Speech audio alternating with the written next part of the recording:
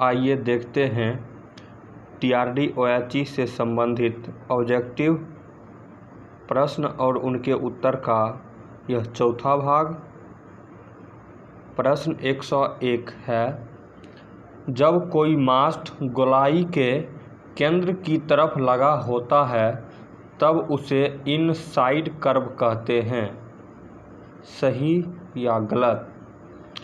इसका उत्तर होगा सही। प्रश्न 102, जब कोई मास्ट गोलाई के केंद्र से विपरीत दिशा में लगा होता है तब उसे आउटसाइड कर्व कहते हैं। सही या गलत? इसका उत्तर होगा सही। प्रश्न 103, गोलाई में स्पान लेंथ का चुनाव कॉन्टैक्ट वायर स्टैगर पर निर्भर नहीं करता है। सही या गलत? इसका उत्तर होगा गलत।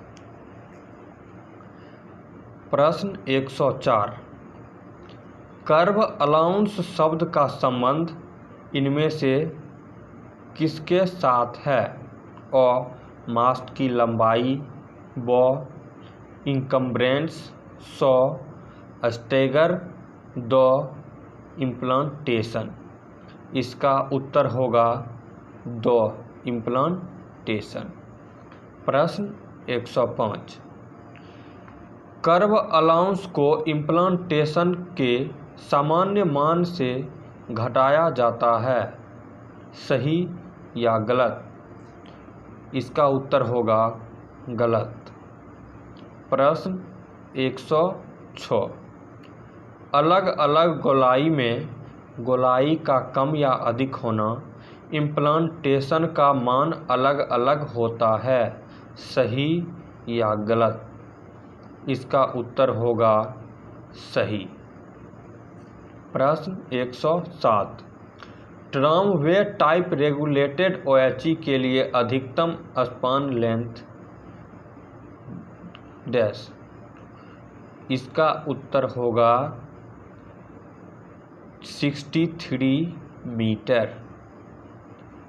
प्रश्न 108, ट्रामवे टाइप अनरेगुलेटेड OHE के लिए अधिकतम स्पान लेंथ। इसका उत्तर होगा 30 मीटर। प्रश्न 109, ट्रामवे टाइप OHE के लिए 8.5 मीटर लंबे मास्ट का प्रयोग किया जाता है। सही या गलत? इसका उत्तर होगा सही। प्रश्न 110, TT, BT एंड 9 टन इत्यादि सभी इंसुलेटरों उनके एक कॉप से दूसरे कॉप तक की सतह की लंबाई को डैश कहते हैं। इसका सही उत्तर होगा क्रीपेज डिस्टेंस। प्रश्न 111, सामान्य तथा अधिक प्रदूषण क्षेत्र में प्रयोग होने वाले इंसुलेटरों में क्या भिन्नता होती है? अ कोई भिन्नता नहीं होती, ब लोड सहने की क्षमता, स डिजाइन, द क्रीपेज डिस्टेंस। इसका सही उत्तर होगा द क्रीपेज डिस्टेंस। प्रश्न 112, अधिक प्रदूषण क्षेत्र में लॉन्ग क्रीपेज डिस्टेंस के इंसुलेटर लगाए जाते हैं। सही या गलत? इसका उत्तर होगा सही। प्रश्न 113, लॉन्ग क्रीपेज डिस्टेंस अ 2000 mm, ब 1000 mm, स 1050 mm, द 760 mm। इसका सही उत्तर होगा 1050 mm। प्रश्न 114, OHE में प्रयोग होने वाले इंसुलेटर किस पदार्थ के बने होते हैं? इसका उत्तर होगा चीनी मिट्टी। प्रश्न 115। डैश पेटीकोट टूट जाने पर इंसुलेटर को बदल देना चाहिए? इसका उत्तर होगा 3। प्रश्न 116। 9 टन इंसुलेटर को लगाने से पहले क्या उस पर कोई परीक्षण किया जाता है? हाँ या नहीं? इसका उत्तर होगा हाँ। प्रश्न 117। TT, BT तथा 9 टन इंसुलेटर को लगाने से पूर्व उन पर किया जाने वाला परीक्षण अ. लोड टेस्ट, ब. IR टेस्ट, स. PI टेस्ट, द. कोई टेस्ट नहीं। इसका उत्तर होगा अ. Load test. प्रश्न 118। प्रदूषित क्षेत्रों में सभी इंसुलेटर की विशेषता क्या होनी चाहिए? इसका उत्तर होगा लॉन्ग क्रीपेज डिस्टेंस। प्रश्न 119।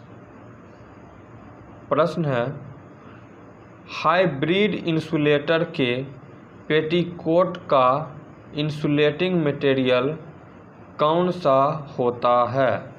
इसका उत्तर होगा विशेष प्रकार का रबर। प्रश्न 120। प्रश्न है 9 टन इंसुलेटर का टेस्टिंग लोड, यानी कि 9 टन इंसुलेटर का टेस्टिंग लोड कितना होता है? इसका उत्तर होगा 6930 किलोग्राम या 6930 किलोग्राम। प्रश्न 121। ST तथा BT इंसुलेटर का टेस्टिंग लोड, तो इसका उत्तर होगा 4900 किलोग्राम। प्रश्न 122। इनमें से क्या एक इंसुलेटर का प्रकार नहीं है?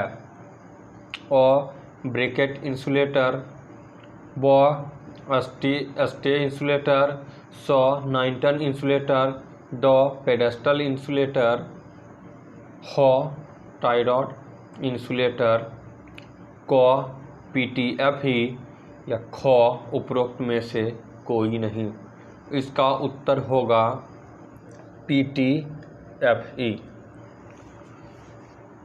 प्रश्न 123। प्रश्न है AOH के दौरान की जाने वाली कार्यवाही: अ. इंसुलेटर की साफ सफाई, ब. टूट फूट की जांच तथा आवश्यकतानुसार इंसुलेटर बदलना, स. मैक तथा बैच नोट करना, और द. उपरोक्त सभी। इसका उत्तर होगा द. उपरोक्त सभी। प्रश्न 124। किसी इंसुलेटर में कौन से दोष हो सकते हैं? 1. पोर्सिलीन की सतह पर गंदगी, 2. टूटे शेड, 3. क्रैक, 4. प्रतिबंधित मैक या बैच, 5. फ्लैश, 6. ढीला GI कैप। अ. 1 3 5, ब. 2 4 6, स. 1 2 3 5 6, चाहे द. उपरोक्त सभी। इसका उत्तर होगा उपरोक्त सभी। प्रश्न 125। रबर के दस्ताने डैश के लिए आवश्यक होते हैं? इसका उत्तर होगा आइसोलेटर ऑपरेशन के लिए। प्रश्न 126। आइसोलेटर SS 216 से नियंत्रित एलिमेंट्री सेक्शन का नंबर क्या है?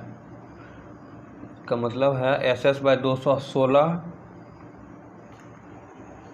से नियंत्रित एलिमेंट्री सेक्शन का नंबर क्या है? और कुछ भी हो सकता है, वो 21,600, 100, X216 या 2 SS216। इसका उत्तर होगा X216। प्रश्न 127। ओपन आइसोलेटर के कॉन्टैक्टों के बीच क्लियरेंस कितना होता है? इसका उत्तर होगा 500 mm या 50 सेंटीमीटर। प्रश्न 128। आइसोलेटर यह एक ऑफ लोड स्विच है, सही गलत लिखें। इसका उत्तर होगा सही। प्रश्न 129।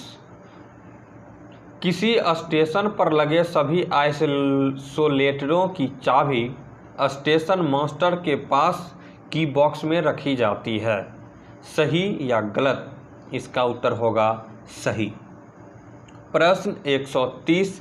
मेन लाइन की OHE से जुड़े आइसोलेटर की संख्या के पहले डैश लिखा होता है। इसका उत्तर होगा SM, यानी कि स्विच ऑन मेन लाइन। प्रश्न 131।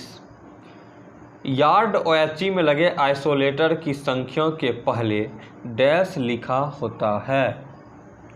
इसका उत्तर होगा SS, यानी साइडिंग स्विच। प्रश्न 132। आइसोलेटर परिचालन के लिए योग्यता प्रमाण पत्र होना चाहिए, सही या गलत? इसका उत्तर होगा सही। प्रश्न 133। आइसोलेटर के संबंध में ऑफ लोड शब्द का अर्थ क्या है? यार्ड में लगा आइसोलेटर, व आइसोलेटर का अनुरक्षण किया जा सकता है। 100 आइसोलेटर से करंट का न बहना। 2 आइसोलेटर का परिचालन बिना किसी प्रयास के हो जाना। इसका सही उत्तर है 100 आइसोलेटर से करंट का न बहना। प्रश्न 134। आइसोलेटर पर लगे आर्किंग हॉर्न का उद्देश्य और पक्षियों को भगाना जिससे कि कॉन्टैक्ट पर गंदगी ना हो, व हाई वोल्टेज से सुरक्षा। 100 परिचालन के दौरान मेन कॉन्टैक्ट को स्पार्किंग से सुरक्षा।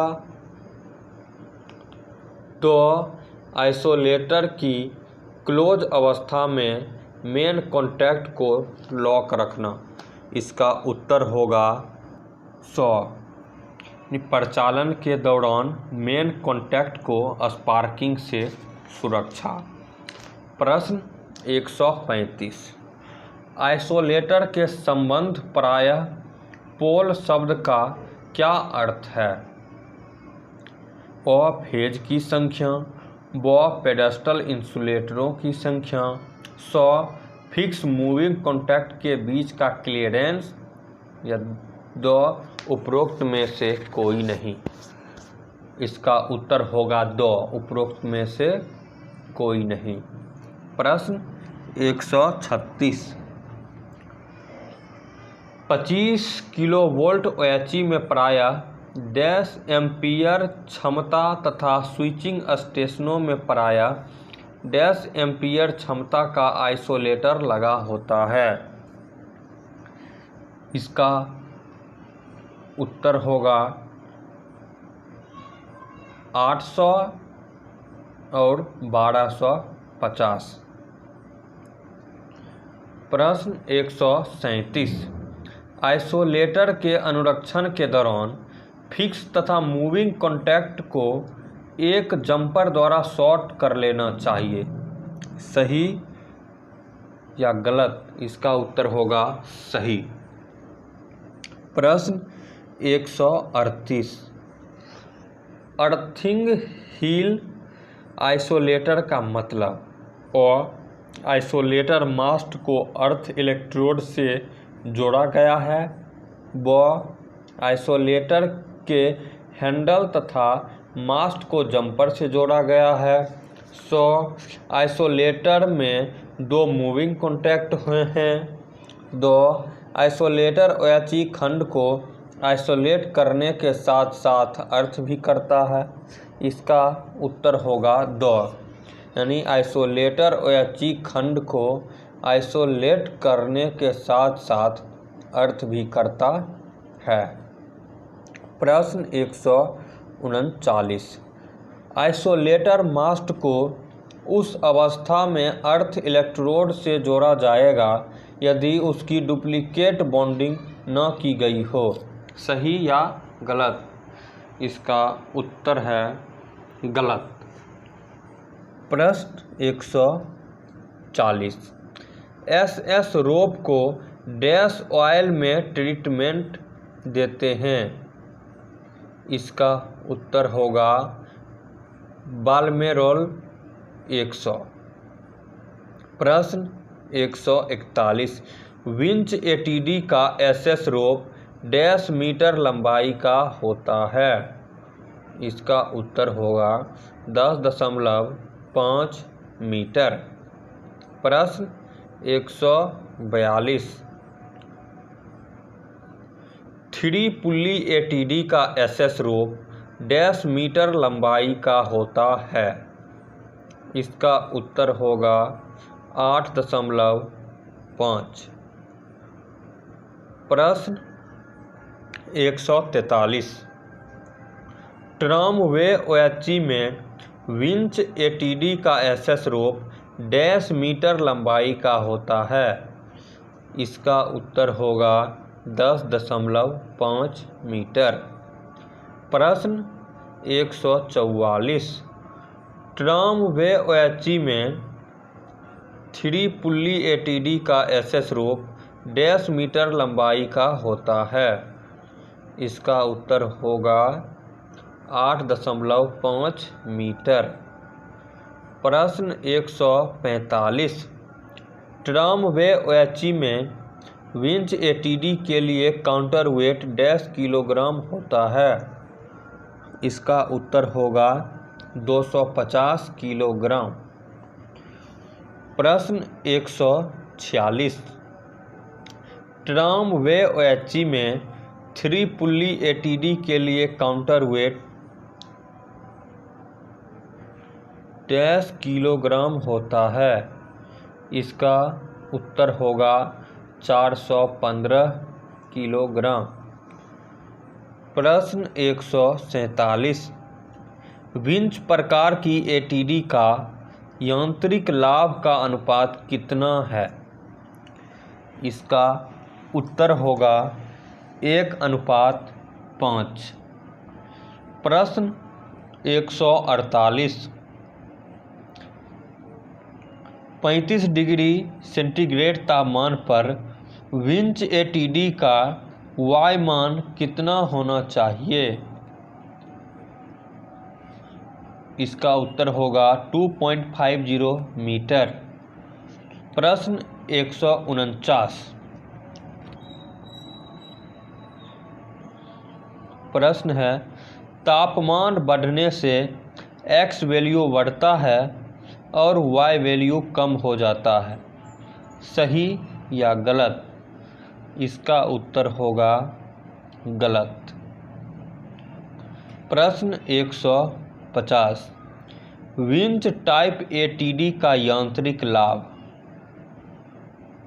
इसका उत्तर होगा 1:5।